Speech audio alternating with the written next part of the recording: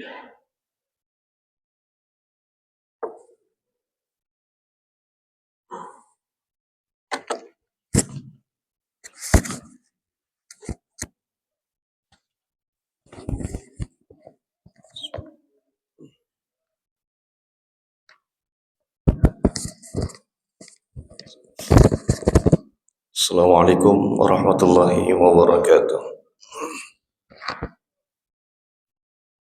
Innal hamdalillah nahmaduhu wa nasta'inuhu wa nastaghfiruh wa na'udzu billahi min shururi anfusina wa sayyiati a'malina. Man yahdihillahu fala mudilla lahu wa man yudlilhu fala hadiya lahu. Asyhadu an la ilaha illallah wahdahu la syarika lahu wa asyhadu anna Muhammadan 'abduhu wa rasuluhu la nabiyya ba'dahu. Allahumma salli wa sallim wa barik ala nabiyyina Muhammadin wa ala alihi wa ashabihi ajma'in wa man tabi'ahum bi ihsanin ila yaumiddin. Ya ayyuhalladzina amanu taqullaha haqqa tuqatih wa la tamutunna illa wa antum muslimun. Allahumma 'allimna ma yanfa'una wanfa'na bima 'allamtana wa zidna ilma. Allahumma inna nas'aluka ilman nafi'an wa rizqan tayyiban wa amalan mutaqabbala. Amma ba'd. Jemaah salat subuh, Bapak dan Ibu, saudara-saudara sekalian, mudah-mudahan senantiasa dirahmati oleh Allah Subhanahu wa taala.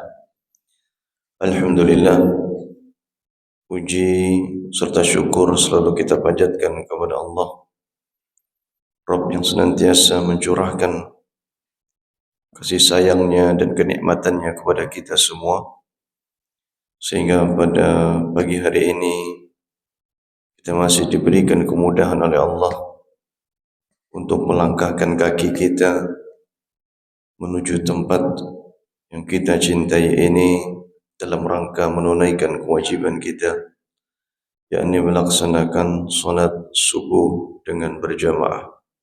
Semoga Allah Subhanahu wa taala mencatat setiap langkah kita sebagai penggugur dari dosa kita dan pengangkat derajat kita di sisinya kelak. Nabi SAW bersabda, barang siapa yang berwudu, man tawadda'a fi baitihi fa ahsana wudu'ahu, barang siapa yang berwudu di rumahnya, kemudian dia perbagusi wudunya, kemudian dia keluar dari rumahnya, wala yukhrijuhu ila salat, tidak ada yang membuat dia keluar dari rumahnya kecuali untuk salat, walam yakhtu khatwatan, maka tidaklah dia melangkahkan satu langkah kecuali illa rafa'allahu biha darajatahu hutta anhu biha khatayahu, melainkan akan diangkat derajatnya oleh Allah dan akan digugurkan dosa-dosanya.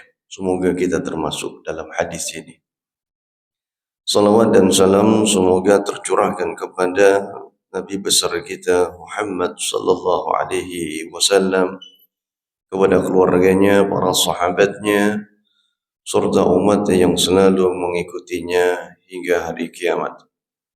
Jemaah yang dimuliakan Allah, insyaallah pada kesempatan pagi hari ini kita melanjutkan pembahasan kita yang biasa kita bahas di setiap hari Selasa pekan kedua, yakni mengenai kitab Al-Kabair, dan kita melanjutkan tema yang kemarin, yaitu berkaitan dengan ilmu sihir. Sihir, masih ingat artinya Pak? Sihir apa sihir? Udah lupa ya? Sihir secara bahasa artinya adalah ma khufiya sababuhu wa latufa. Sesuatu yang sebabnya tidak diketahui. Ini sihir. Sesuatu yang sebabnya tidak nampak. Ya. Adapun secara istilah sebagaimana yang disebutkan oleh Imam Ibnu Qudamah Al-Maqdisi dalam kitabnya Al-Kafi, juga dinukil dalam kitab Fathul Majid Syarah Kitab Tauhid, bahwa sihir adalah azaib wa ruqan wa uqad. Sihir itu adalah jampe-jampe, mantra-mantra, dan buhul-buhul. Ini makna sihir.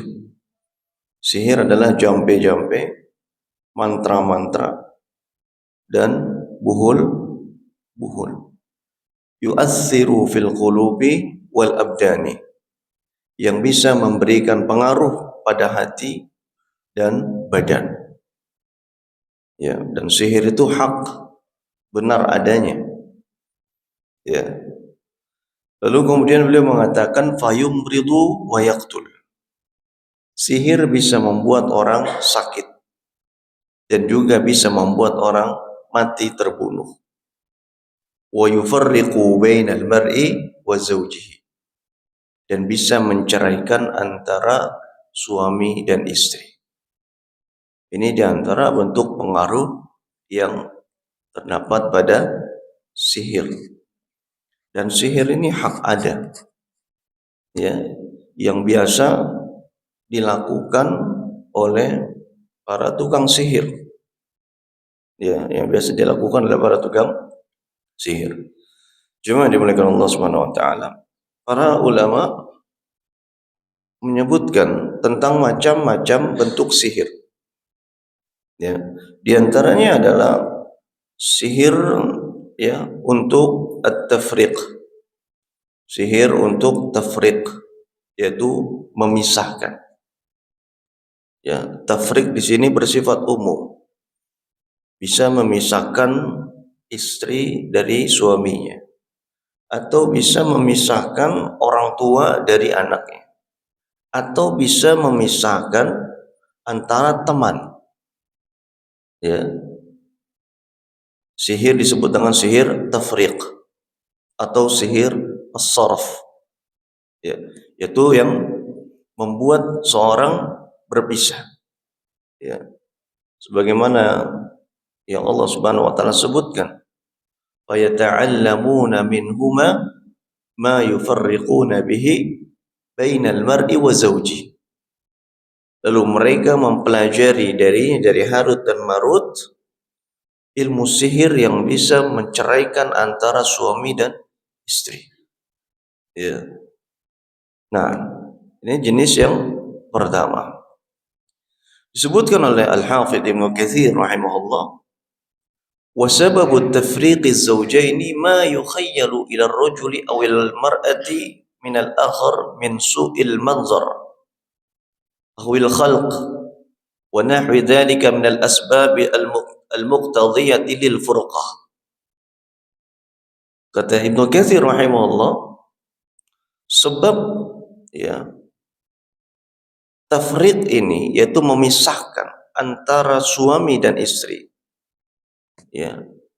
Yakni sebabnya adalah di mana dikhayalkan pada salah satu dari orang tersebut, imma suaminya atau istrinya, dikhayalkan, ya, di mana dia melihat seolah-olah melihat pasangannya adalah bentuk yang buruk, yang jelek.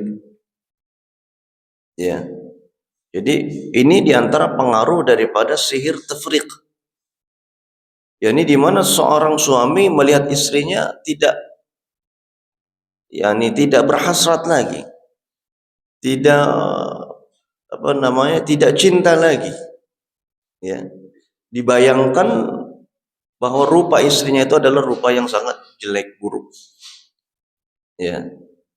Jadi ini diantara bentuk sihir takhyil namanya. Sihir apa? Takhyil. Secara umum sihir ada dua. Ada sihir hakiki, ada sihir takhyil.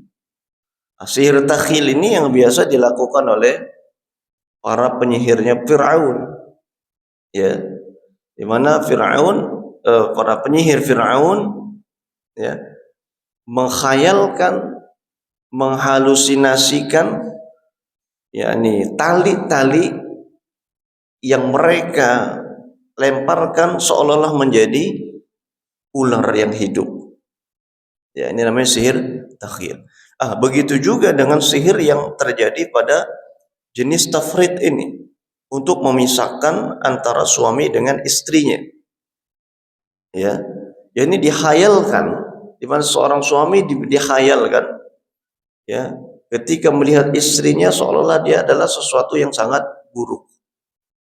Awil khalq, ya, atau rupanya yang jelek, bentuknya jelek, ya. Wa nahwi dzalik, atau yang lainnya. Ya, seperti misalnya, ya, ada sesuatu yang dia tidak suka pada istrinya, entah itu perkataannya atau sifatnya. Ini pengaruh dari sihir tafriq itu. Ya. Minal asbabil al-muqtadiyah lil furqah. Jadi sebab-sebab yang bisa menyebabkan seorang berpisah. Ya. Jemaah yang dimuliakan Allah Subhanahu wa taala, ini jenis sihir yang pertama, yaitu sihir tafriq. Dan sihir ini masih ada sampai sekarang. Ya, masih ada. Ya. Antara suami dengan istrinya. Ya. Seperti apa? Foto. Foto juga bisa dijadikan sebagai media sihir. Maka jangan sering-sering upload foto berdua dengan pasangan. Ya, karena bisa dijadikan sebagai alat sihir. Ya. Jemaah yang dimuliakan Allah Subhanahu wa taala. Kemudian yang kedua, ya, di antara jenis sihir yang kedua adalah sihrul junun. Sihir yang bisa membuat seorang gila. Ya, sihir yang bisa membuat seorang gila. Ya, jadi kalau ada orang, ya, menyihir seseorang dengan tujuan dia supaya hilang akalnya, gila, maka bisa terjadi. Ya, gila atau hilang akal, atau lupa, atau pikun, atau pikun. Ya. Wa a'raduhu asyurud wa dhuhul wa nisyan. Tandanya apa? Tandanya seperti sering lupa. Nah, sering lupa, kemudian sering lalai, ya. Ini juga diantara bentuk pengaruh dari sihir junun tadi. Ya, sering lupa, ya, lama-lama pikun. Nah, ini terjadi pada salah seorang dari keluarga saya. Ya, salah seorang dari keluarga saya seperti ini, ya. Jadi tiba-tiba pikun, ya, dan nggak ada sebabnya, tiba-tiba pikun. Ya, ternyata pas di ruqyah, ya, ada sesuatu yang membuat dia seperti itu. Nah, jemaah di belakang Allah Subhanahu wa taala. Kemudian yang ketiga, ya, di antara bentuk sihir yang ketiga adalah sihir al-marad. Sihir sakit. Ini membuat orang sakit. Ya. Karena di antara bentuk sihir adalah fayumrid, bisa membuat orang sakit. Wa hadha an-naw'u min as-sihri ya'khudhu syakla maradi min al-amrad. Ya, maka ini di antara bentuk sihir yang bisa menyebabkan seorang sakit apapun. Jadi ada satu penyakit yang tidak bisa didiagnosa. Udah pergi ke dokter, kata dokter hasilnya bagus, semua normal, gak ada penyakit, tapi dia merasa sakit. Ya, merasa sakit tanpa sebab. Ya, sakit kepala, ya, kemudian sakit perut, ya, atau bahkan kata ulama ada sakit cancer. Ya, bisa disebabkan karena sihir ini. Ya. Nah, ini disebut dengan sihir al-marad oleh kata ulama. Oleh para ulama disebut dengan sihir al-marad. Ya, sihir yang bisa membuat orang sakit. Nah, ya, sebagaimana ya hal ini terjadi ya di zaman Nabi Sallallahu Alaihi Wasallam.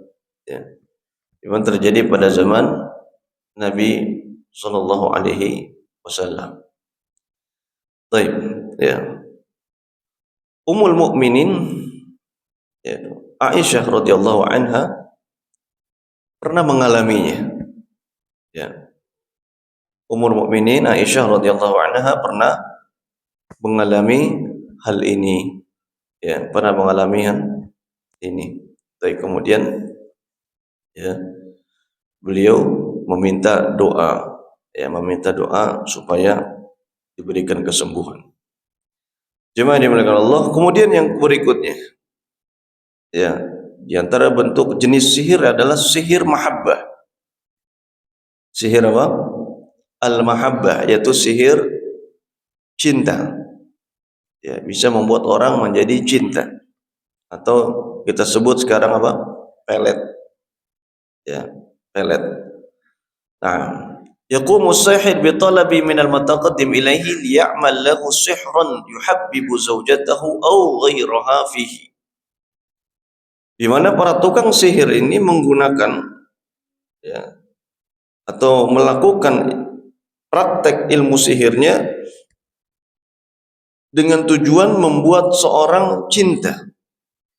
Ya, entah itu suami istri, yakni ya, membuat pasangannya semakin cinta, atau membuat orang yang tadinya tidak cinta menjadi cinta. Ya, menjadi cinta. Ini disebut dengan sihir mahabbah, ya, atau pelet, ya, atau pengasihan. Ya, kalau bahasa kita ini apa? Pengasihan atau pengasihan. Ya, jadi orang bisa berbelas kasih kepada dia. Orang bisa jatuh cinta sama dia. Ya, dengan ya, dibacakan bacaan-bacaan tertentu, azaim tadi, jampe-jampe atau mantra-mantra atau ruqat tadi, buhul-buhul. Ya. Coba di belakang Allah Subhanahu wa taala, ini di antara bentuk sihir, ya. Dan para tukang sihir itu pasti dia menggunakan media. Para tukang sihir, ya, para dukun ini pasti menggunakan media yang dijadikan sebagai alat sihirnya. Ya. Ada yang digunakan yakni dengan media apa? Media rambut. Seperti perbuatannya seorang Yahudi Labid bin Al-A'sam ketika mensihir Nabi SAW. Labid bin Al-A'sam al-Yahud mensihir Nabi dengan media rambut. Ya. Baik. Kemudian ada juga yang menggunakan media boneka. Ya, boneka. Ini biasanya untuk apa? Sihir marot. Sihir marot atau santet.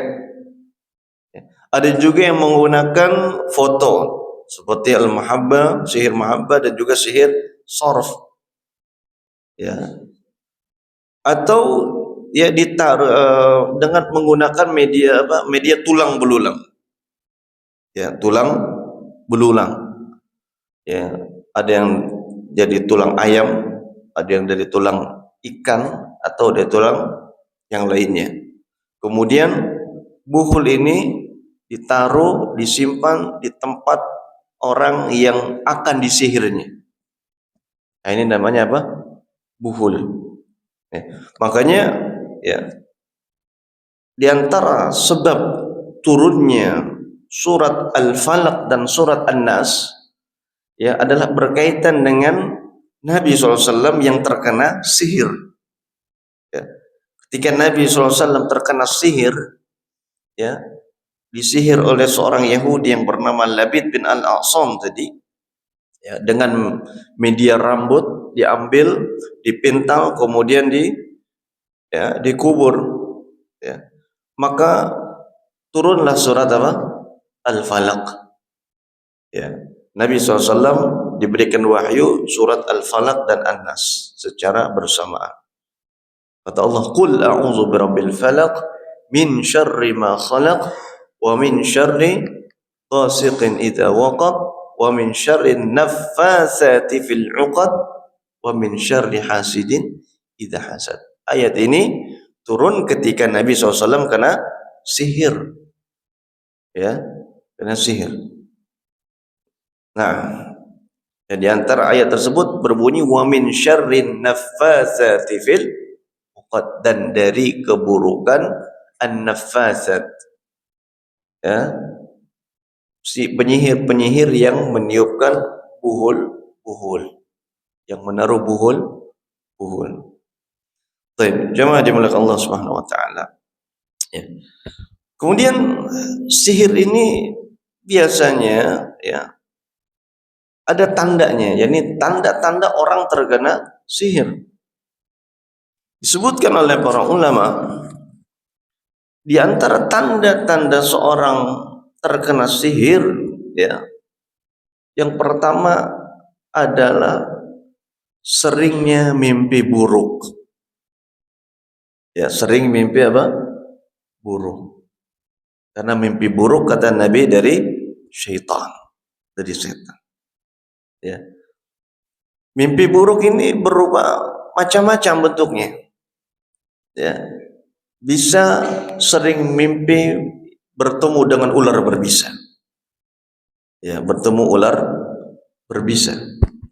Karena ular berbisa ini di antara alat yang digunakan oleh tukang sihir, ya.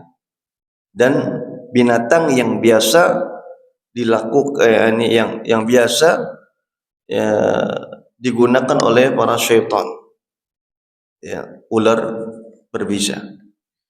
Ya, maka kalau para ulama mengatakan di antara bentuk atau tanda seorang terkena sihir ada sering mimpi buruk, di antara ada sering bertemu dengan ular berbisa.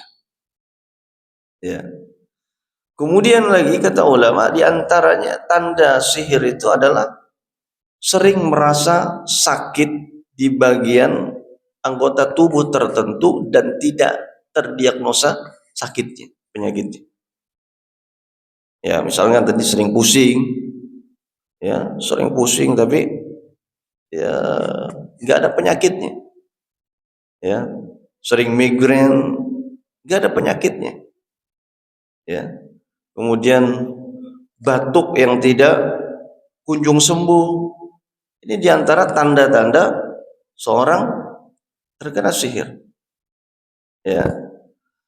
Kemudian tanda yang berikutnya adalah, ya, kata ulama, sering lupa. Ya, sering lupa. Sebagaimana Nabi SAW. Nabi SAW di antara bentuk pengaruh sihirnya Labid bin Al-A'sam, Nabi dibuat lupa, seolah-olah Nabi melakukan sesuatu yang beliau belum kerjakan. Ya, termasuk Nabi dibuat lupa dalam menggilir istri-istrinya. Ya, maka lupa, ya, di antara tanda atau sering lupa di antara tanda seorang terkena sihir. Ya, di antara tanda seorang terkena sihir. Baik, ya. Kemudian juga di antara tandanya adalah rumah terasa sempit. Ya, padahal rumahnya gede tapi terasanya sempit. Dan hawanya panas. Hawanya panas. Ini juga bisa terindikasi kata ulama. Ya, tanda seorang terkena sihir. Rumahnya terasa sempit dan nggak nyaman. Nggak nyaman. Ya, walaupun rumahnya besar. Nah, ketika dia keluar dari rumahnya, terasa dia keluar dari sesuatu dari ruangan yang sangat sempit. Ya, ini keluar dari rumahnya seolah-olah dia bisa napas gitu. Seolah dia bisa napas lega, napas panjang. Nah, ini tanda seorang terkena sihir juga. Ya. Kemudian juga sering cekcok antara suami dan istri. Ya, sering cekcok antara suami dan istri. Ya. Dan cekcoknya, pertengkarannya ini tanpa sebab. Ya, beda dengan orang yang cekcok ada sebabnya. Ya, dia cekcok antara suami dan istrinya tanpa adanya sebab. Tiba-tiba bertengkar, tiba-tiba berantem, tiba-tiba ya, marahin istrinya, ya, istri marahin suaminya secara spontan. Ya, ini dia nggak suka, seolah-olah dia melihat pasangannya itu ada seorang yang paling dia nggak suka. Nah, ini juga tanda atau indikasi sihir. Ya. Kemudian juga tandanya lagi kata ulama adanya sering marah atau emosi yang tidak terkendalikan. Ya, sering emosi, sering marah dan emosi ini nggak terkendali. Ya. Ini juga ada faktor indikasi sihir. Karena al-ghadab minasyaitan.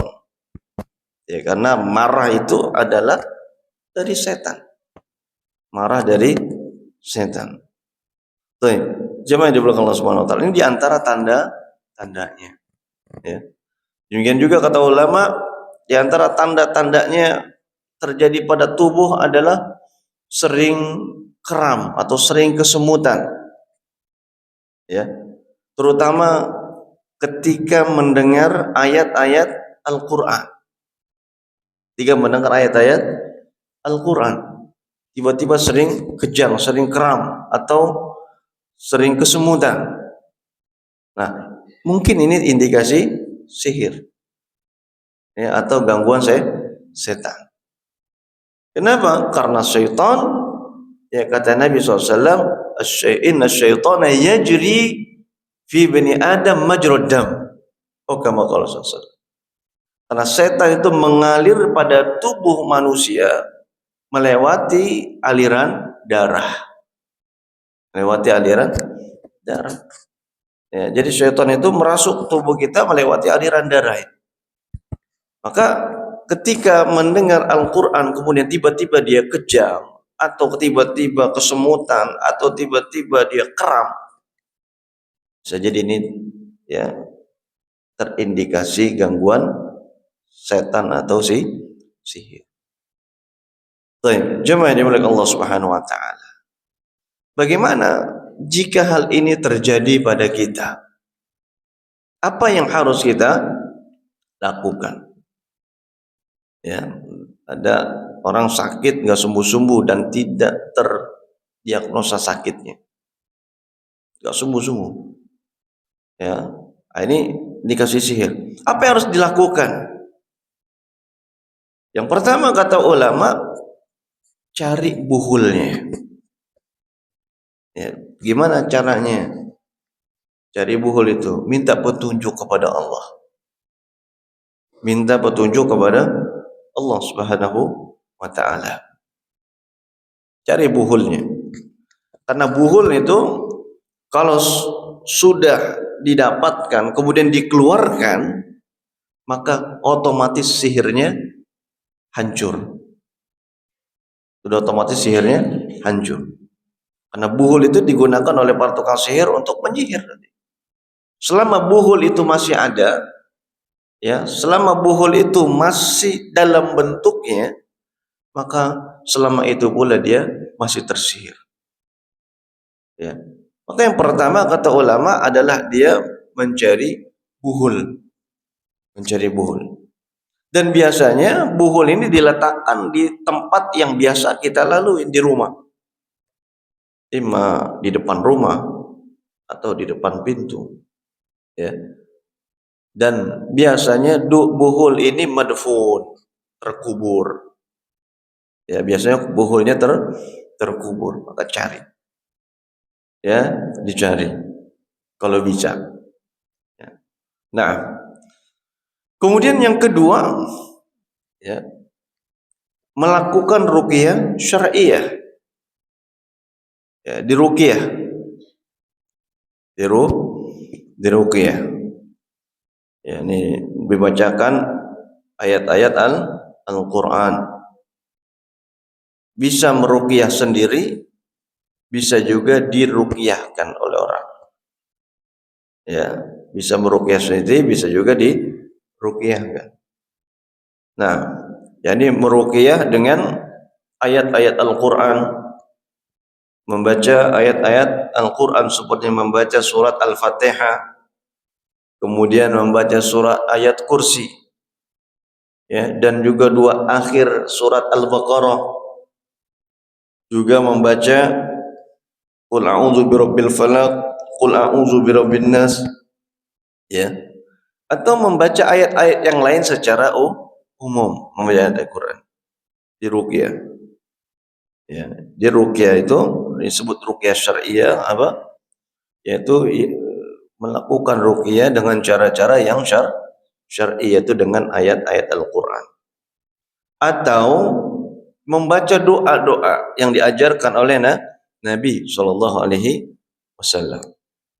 Ya, seperti membaca, ya, Bismillahilladzi la yadurru ma'asmihi syai'un fil ardi wala fis sama wa huwas samiul alim. Ya, barang siapa yang membaca ini sebanyak 3 kali di waktu pagi dan petang, tidak ada yang bisa mencelakainya. Tidak ada yang bisa mencelakainya. Baca Bismillahirrahmanirrahim la yadurru ma'asmihi syai'un fil ardi wala fis sama. Atau membaca doa, ya, membaca doa Allahumma rabban nas adhibil ba'sa washfi anta syafi la shifaa illa shifa'uk shifaan la yughadiru saqama. Atau juga bisa membaca doa, ya, Bismillah, ya, 7 kali Bismillah, Bismillah, Bismillah. A'udzu bikalimatillahi wa qudratihi min kulli ma ajidu wa uhadhir. Baca doa ini. Ya, Bismillahi, ya, Bismillahi wa qudratihi min syarri ma ajidu wa uhadhir.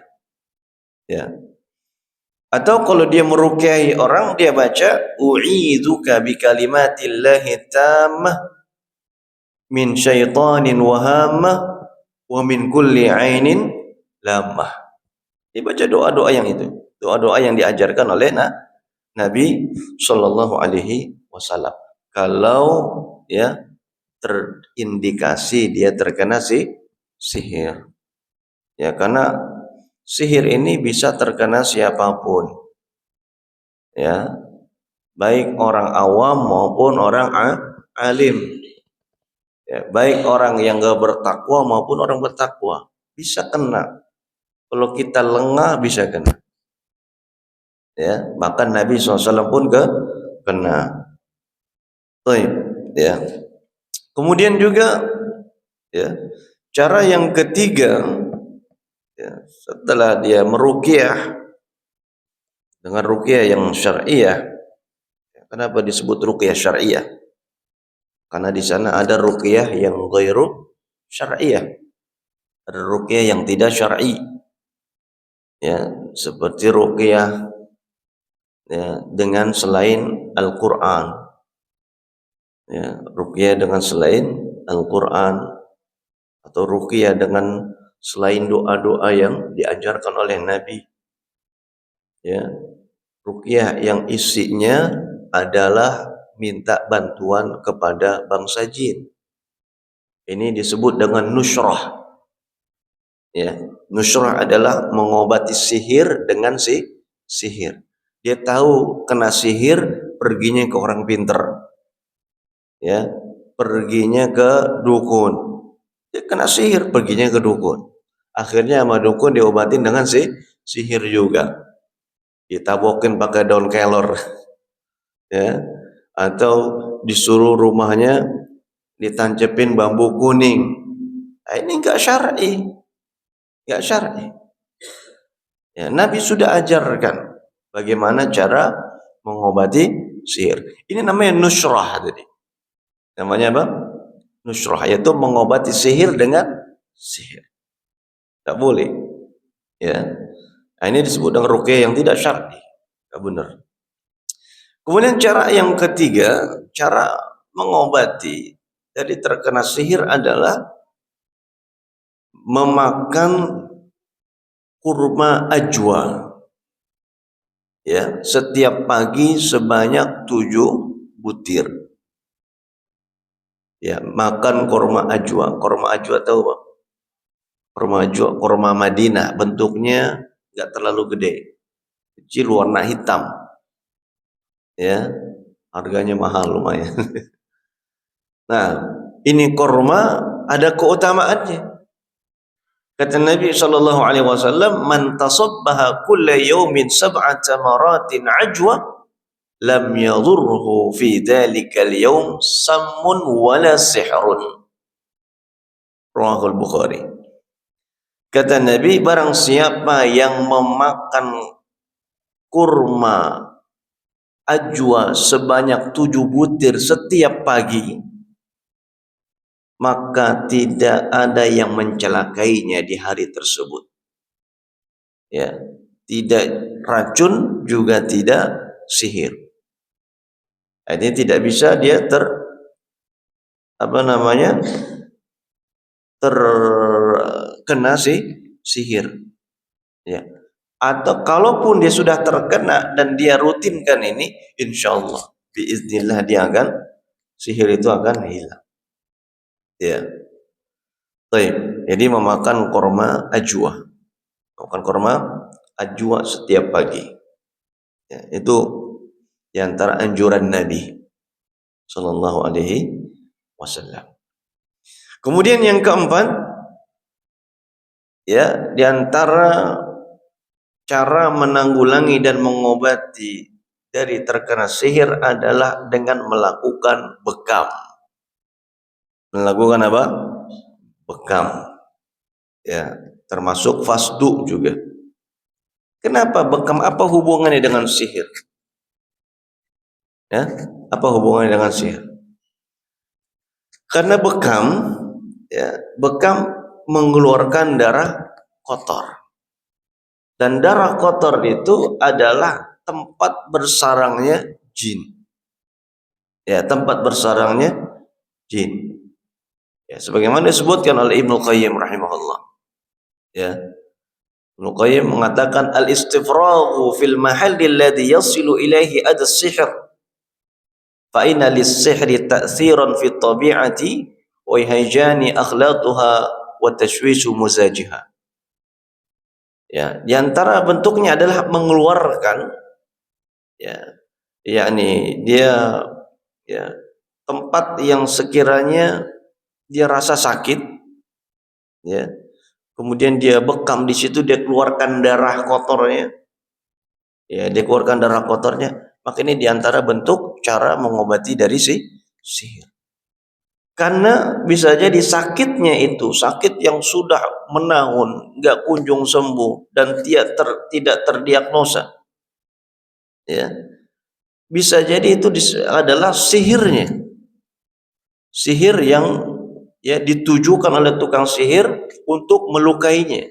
Maka dengan dibekam, insya Allah ini dapat mengeluarkan kotoran atau dapat mengeluarkan pengaruh dari sihir tersebut. Ya, dapat mengeluarkan pengaruh dari sihir tersebut. Nah, jadi dengan cara bekam, ya, bekam ini banyak manfaatnya, Pak. Ya, dan bekam ini adalah sunnah Nabi Shallallahu Alaihi Wasallam. Kemudian cara yang berikutnya, ya, cara yang kelima adalah istimalu waraqis sidri ma'ar ruqyah, menggunakan daun bidara. Ya. Daun bidara ini tajrubah, ya. Ya, tidak ada nas dalil yang sharih yang menyuruh untuk menggunakan daun bidara, tapi ada tajrubah dari salaf. Ini hasil riset, ya, dan pengalaman yang dilakukan oleh para salafus saleh.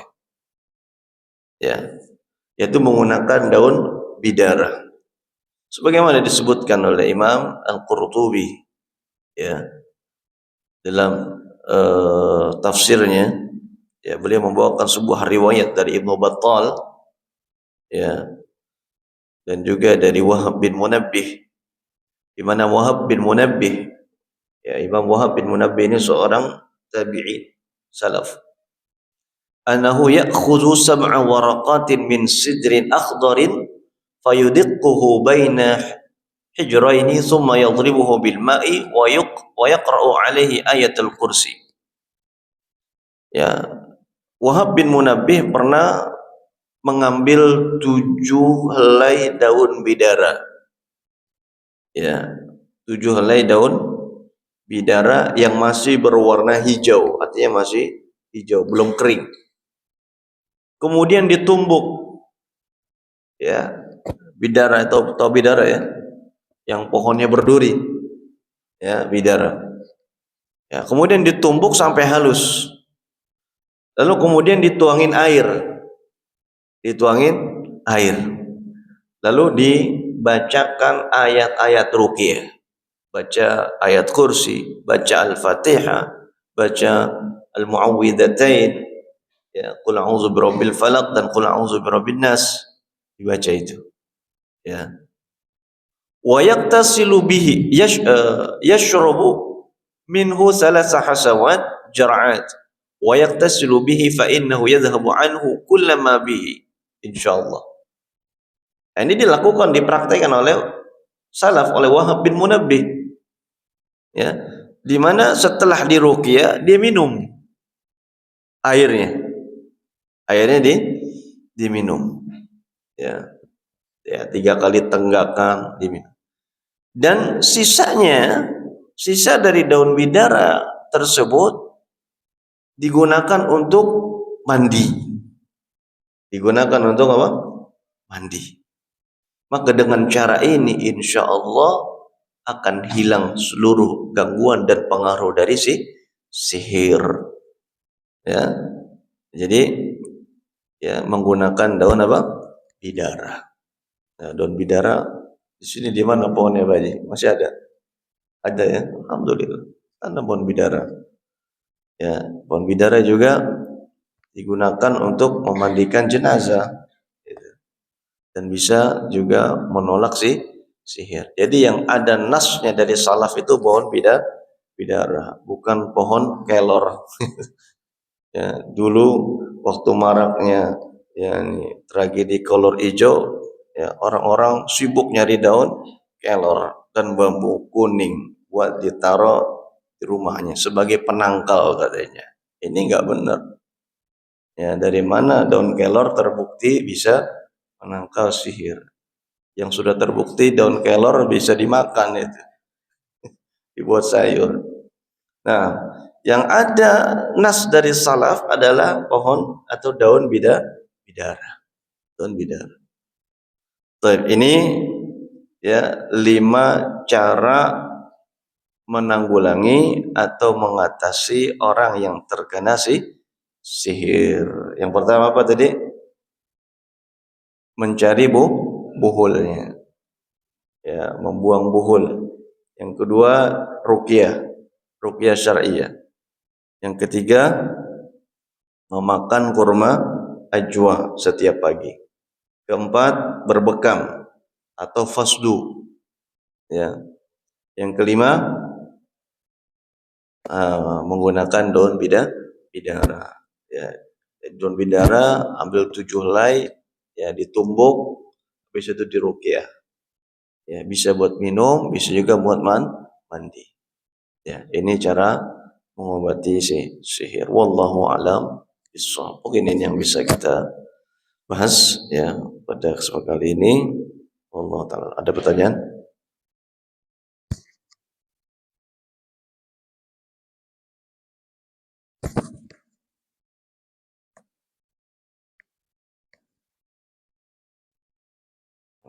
Kalau menanam pohon bidara itu ada keutamaan atau kalau kita menganggap nolak setan.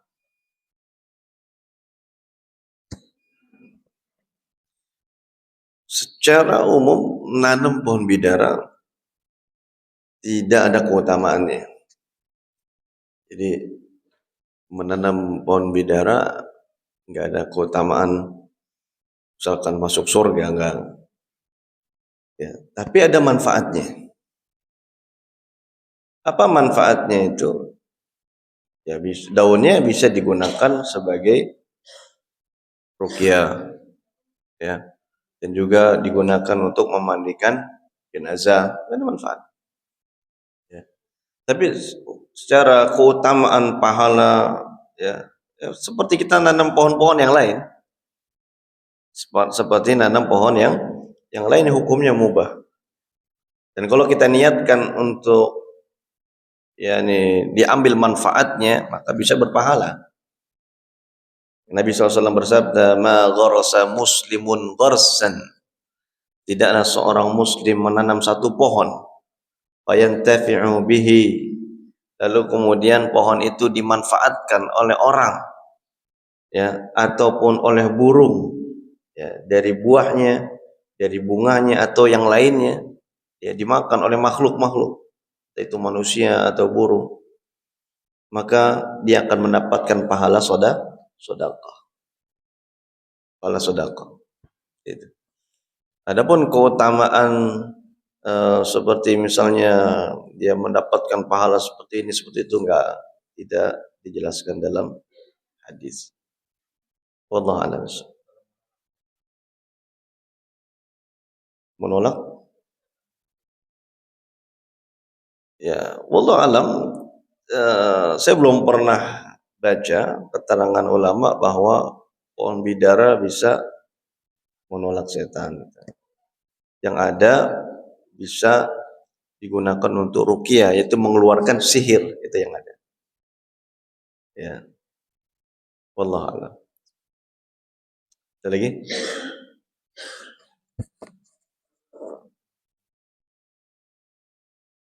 Assalamualaikum.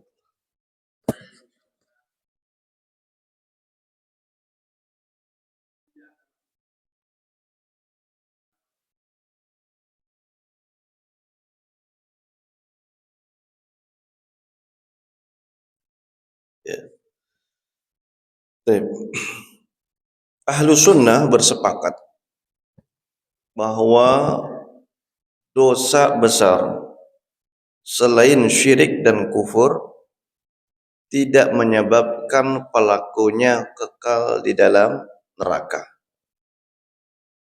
Ini prinsip ahli sunnah wal jamaah. Dosa besar selain syirik dan kufur tidak menyebabkan pelakunya kekal selama-lamanya di dalam neraka. Adapun hadis-hadis Nabi yang mengatakan ya tidak akan masuk surga, sementara itu disebutkan selain syirik dan kufur, seperti la yadkhulul jannah, atau tidak masuk surga mudminul khamr, misalkan pecandu khamr. Apakah tidak masuk surga di sini adalah bermakna selama-lamanya kekal abadi? Tidak.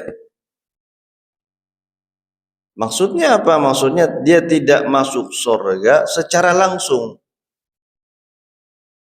Secara langsung. Ya. Tidak masuk surga secara langsung. Ya. Seperti la yadkhulul jannah mudminul khamr wala qati'ur rahim. Juga tidak masuk surga orang yang memutuskan silaturahmi. Maksudnya dia tidak masuk surga secara langsung. Ya. Bukan berarti dia kekal selama-lamanya dalam neraka.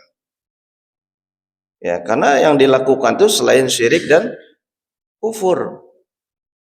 Ya, hanya syirik dan kufur yang menyebabkan pelakunya kekal selama-lamanya abadi dalam neraka jahanam. Hanya itu. Ya.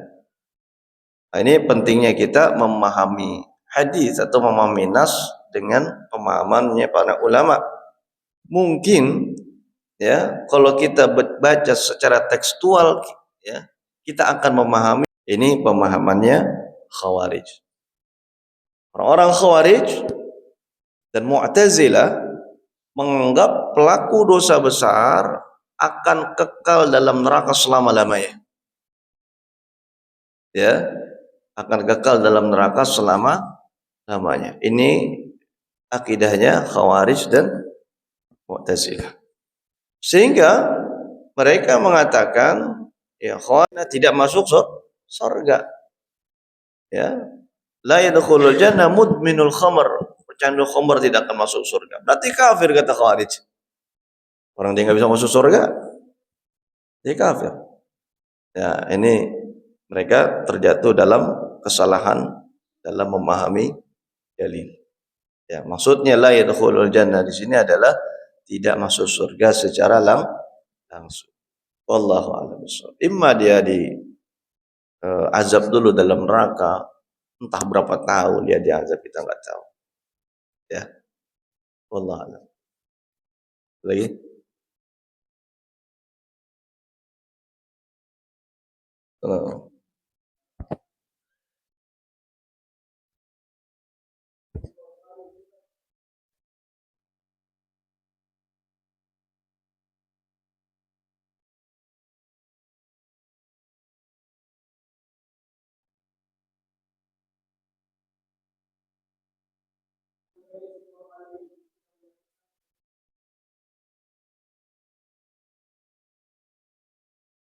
Sihir ini termasuk kezoliman. Sihir termasuk kezoliman. Dan orang kalau nggak suka sama orang kemudian disantet, disihir sehingga dia sakit, zolim. Nah, dan dia mendapat pahala kezoliman, mendapat dosa kezoliman tersebut. Dan orang yang paling rugi di akhirat adalah orang yang membawa kezoliman pada hari kiamat nanti. Ya, sebab kenapa? Ya, dia harus menanggung ya dosa orang yang dia zolimi. Jadi selama sihir itu belum dicabut, berarti dia masih terhitung sebagai orang yang zolim. Ya, sebagai orang yang zolim. Sehingga nanti di akhirat dia harus membayar dengan pahala dia. Kalau pahalanya dia nggak cukup untuk membayar orang yang dizolimin, yang disihir tadi, maka dosa orang yang disihir itu akan dipindahkan kepada dia. Karena bentuk kezoliman. Ya. Nah, jadi diantara kerusakan sihir, ya sihir ini adalah sebuah kezoliman. Kezoliman yang bisa menghapuskan pahala orang yang melakukannya. Walaupun bukan dia secara langsung yang menyihir, dia datang ke tukang sihir, datang ke dukun atau orang pinter atau ustadz dukun gitu ya. Ya. Dengan tujuan untuk menyihir orang itu. Jadi sihir di zaman kita ini jangan kita bayangin seperti penyihir Harry Potter. Ya, bawa tongkat, kemudian rambut gondrong, bentuknya nenek-nenek, bukan. Sihir sekarang lebih maju. Ya. Untuk menarik perhatian manusia, mereka membungkusnya dengan agama. Ya. Dan penyihirnya dari kalangan yang dianggap oleh orang sebagai tokoh agama, entah itu ustadz, kiai, atau habib, atau ajengan, atau yang lainnya. Padahal intinya dia adalah tukang sihir. Ya, tukang sihir. Ada seorang teman saya cerita, dia punya guru ini, jadi gurunya kalau nggak suka sama orang, ya dikirimin sesuatu. Gurunya ustadz yang punya jamaah banyak di kampungnya. Ya, kalau dia nggak suka sama seorang, maka orang itu akan dikirimin sesuatu yang bisa membuat orang ini sakit lumpuh. Dan pernah dilakukan oleh ustadz ini. Saya bilang itu tukang sihir namanya, bukan ustadz. Mana ada ustadz seperti itu? Ya, ustadz adalah pewaris para nabi. Dia ini mencontoh akhlak nabi. Gitu. Jadi kalau nggak suka langsung dikirimin, dibaca-bacain, dibaca-bacain mantra, kemudian membuat orang ini sakit. Ini sihir.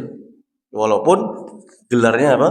ustadz, walaupun dia ditokohkan di kampung, punya murid banyak, punya jamaah banyak, hakikatnya adalah tukang sihir. Ya, selama dia melakukan itu, dia dapat dosa zalim, dosa kezaliman. Ya, karena membuat orang sakit, ya, membuat seorang hancur rumah tangganya, ya, zalim. Gitu. Wallahu a'lam. Ada lagi?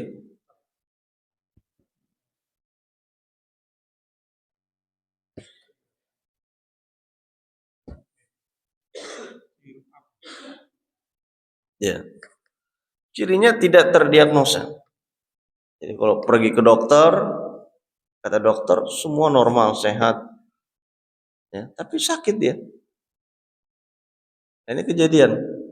Ini ada jamaah, dia sakit udah bertahun-tahun, pergi ke dokter, sakitnya nggak terdiagnosis.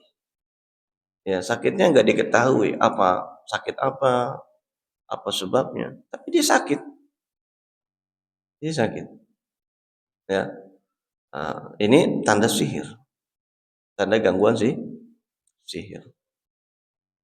Ini bedanya antara sakit karena medis dengan sakit non medis. Ya, kalau sakit medis, ya terdiagnosa penyakitnya, ya jelas ada sebabnya, ya, terdeteksi. Namun karena gangguan sihir dia tidak terdiagnosa, tidak terdeteksi, dan tidak diketahui sakit apanya. Ya. Ada orang batuk darah. Biasanya kalau batuk ngeluarin darah itu apa sakitnya? Kalau medisnya apa? TBC kan, atau paru-paru. Diperiksa ke dokter, ya, periksa dahak ke laboratorium, nggak terdeteksi, nggak ada penyakitnya. Ya, keluarganya menganggap itu paru-paru paling, maka dibawa ke rumah sakit. Ya, paru-paru atau TBC atau flek, dia dibawa ke rumah sakit. Ya, setelah cek dahak, periksa dahak, normal semua, nggak ada penyakitnya. Nah ini gangguan apa? Sihir. Gitu. Jelas Pak ya? Ya, baik. Ya, kita cukupkan sampai sini. Semoga bermanfaat.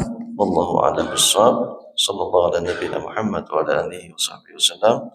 Subhanakallahumma wa bihamdika asyhadu an la ilaha illa anta astaghfiruka wa atubu ilaik.